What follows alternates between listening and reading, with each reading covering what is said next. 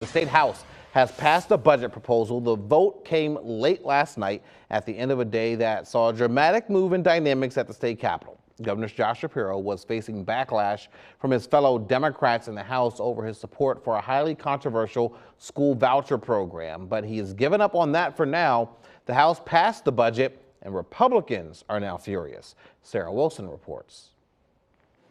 If you can't keep your promises, I don't know what the political future for that individual is. A not so thinly veiled shot across the bow of Governor Josh Shapiro from one of the many Republican lawmakers who say they're shell-shocked by the governor's last-minute reversal on school vouchers. And unless we see a moment of true authenticity and statesmanship from the governor, we're going to see a line-item veto of this initiative. The initiative that would spend $100 million on what is essentially a school voucher program, allowing parents whose children would otherwise have to attend PA's lowest performing schools to have financial help sending them to private or religious schools.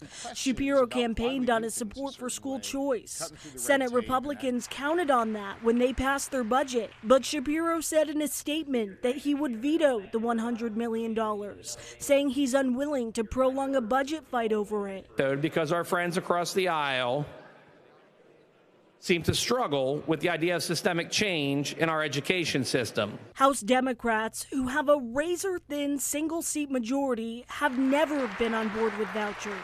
And because we're trying to achieve equity in our, well, it's not we're trying, we've actually been ordered by a court to achieve equity in our funding, I am going to vote for this bill. Governor Shapiro asked that after a budget is settled, Democrats and Republicans come to the table and hear each other out on vouchers. House Democratic leader Matt Bradford said he would do just that. I have pledged myself to speak with the good leader in the Senate on things that are outside of our comfort level.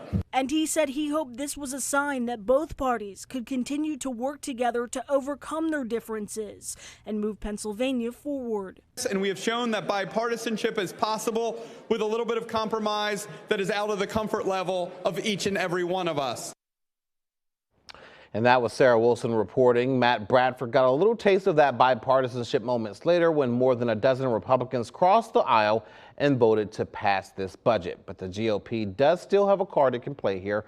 Under state law, the budget must be signed not just by the governor, but also by the lieutenant governor in his role as president of the Senate. And he must do that with the full Senate present. Republicans last night made sure to point out the Senate is not scheduled to be back in session until September.